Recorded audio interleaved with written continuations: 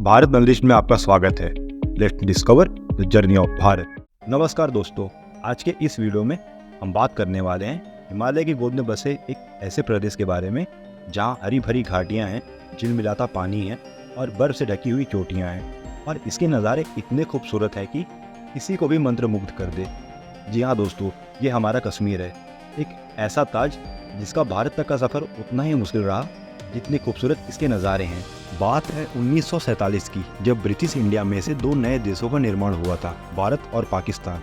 उस समय भारत छोटे छोटे हिस्सों में बिखरा हुआ था, जिन्हें हम प्रिंसली स्टेट्स भी कहते हैं। इन प्रिंसली स्टेट्स को ब्रिटिशर्स ने ये ऑटोनॉमी दी थी, या तो आप पाकिस्तान के साथ जाएं, या तो आप भारत के साथ जाएं, या तो आप इंडिपेंडेंट भी रह सकते हैं। लेकिन पाकिस्तान की ये सोच थी कि जो कश्मीर है वो उसका हिस्सा होना चाहिए, क्योंकि वहाँ पे जो सबसे ज़्यादा जनसंख्या है वो मुसलमानों की है।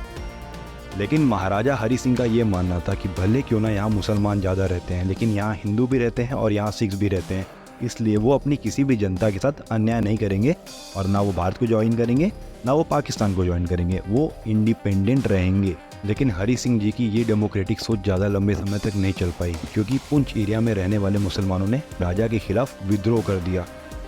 लेकिन इस विद्रोह को अवसर की तरह देखते हुए पाकिस्तानी सेना ने पश्तून ट्राइब्स की मदद से 22 अक्टूबर 1947 को कश्मीर के ऊपर एक फुल फ्लेज्ड वॉर डिक्लेयर कर दिया। ये अटैक इतना रेगरस था कि इसमें ह्यूमैनिटी की सारी लाइन को क्रॉस कर दिया गया। हजारों की संख्या में औरतों के साथ रेप्स हुए, बच्चों और बूढ़ों को भी नहीं बख्शा गया और इतना नरसंहार हुआ कि इन सारी चीज़ों को देखते हुए महाराजा हरि सिंह डर गए और उन्होंने फ़ौरन भारत को एक पत्र लिखा और उसमें यह कहा कि हमें आपकी मदद चाहिए। सरदार वल्लभ भाई पटेल ने महाराजा के पत्र का जवाब देते हुए ये कहा कि हम आपकी मदद तभी कर पाएंगे जब आप इंस्ट्रूमेंट ऑफ एक्सेशन पे साइन करते हैं। इंस्ट्रूमेंट ऑफ एक्सेशन एक ऐसा एग्रीमेंट था जिसको साइन करने के बाद कश्मीर ऑफिशियली इंडिया का पार्ट बन जाता। इंस्ट्रूमेंट ऑफ एक्सेशन इसलिए भी इम्पॉर्टेंट था क्योंकि उस समय कश्मीर एक इंडिपेंडेंट नेशन था और एक इंडिपेंडेंट नेशन के इंटरनल मैटर में इन्वॉल्व होने का मतलब ये था कि हमें बहुत सारे इंटरनेशनल प्रेशर का सामना करना पड़ता। वहीं दूसरी तरफ पाकिस्तानी सेना और पश्तून ट्राइब्स बहुत स्पीड से कश्मीर की तरफ आगे बढ़ रहे थे और महाराजा हरि सिंह ये जानते थे कि उनकी सेना कभी भी पाकिस्तानी सेना का मुकाबला नहीं कर सकती और उन्हें किसी भी हाल में भारत की मदद चाहिए ही चाहिए। और इसके बाद महाराजा हरि सिंह ने फ़ौरन 26 अक्टूबर 1947 को इंस्ट्रूमेंट ऑफ एक्सेशन पे साइन कर दिया। इंस्ट्रूमेंट ऑफ एक्सेशन साइन होते ही इंडियन आर्मी अपनी सेना को कश्मीर में डिप्लॉय करती है और इस ऑपरेशन को लीड कर रहे थे लेफ्टिनेंट कर्नल दीवान रणजीत रॉय। जैसे ही इंडियन आर्मी कश्मीर पहुंचती है, वो पाकिस्तानी सेना और पश्तून ट्राइब्स को पीछे ढकेलना शुरू करती है। उसके बाद ये वॉर अलग अलग फ्रंट्स पे करीब 1 साल तक चलता है। फिर उस समय के हमारे तत्कालीन प्रधानमंत्री श्री जवाहरलाल नेहरू लॉर्ड माउंटबेटन के कहने पे इस मुद्दे को यूएन में उठाते हैं और यूएन हमारे इस इंटरनल मैटर को इंडिया पाकिस्तान डिस्प्यूट का नाम दे देता है और हमें तुरंत सीज फायर करने के लिए अर्ज करता है।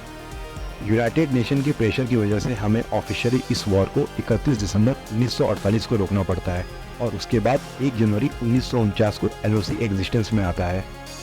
उसके बाद 5 जनवरी 1949 को यूएन ने अपना रेजोल्यूशन 47 पास करते हुए ये कहा कि इस डिस्प्यूट का सॉल्यूशन तभी निकलेगा जब पाकिस्तान अपनी सेना को पीछे हटाएगा और इंडिया अपनी मिनिमम सेना का प्रेजेंस कश्मीर में रखेगा और फिर वहाँ पे एक प्लेबिसाइड कंडक्ट होगा। प्लेबिसाइड एक काइंड ऑफ वोटिंग है जिसके अंदर आम जनता पार्टिसिपेट करके ये डिसाइड करेगी कि उन्हें पाकिस्तान के साथ जाना है या भारत के साथ जाना है और जिस कंट्री को सबसे ज़्यादा वोट मिलेंगे पीओके उस कंट्री का पार्ट बन जाएगा।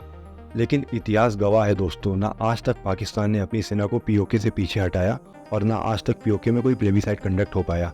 लेकिन पिछले कुछ दिनों में आप देखेंगे तो पीओके में बहुत विद्रोह हो रहे हैं और ये विद्रोह वहाँ की सरकार और वहाँ की मिलिट्री के खिलाफ हो रहा है।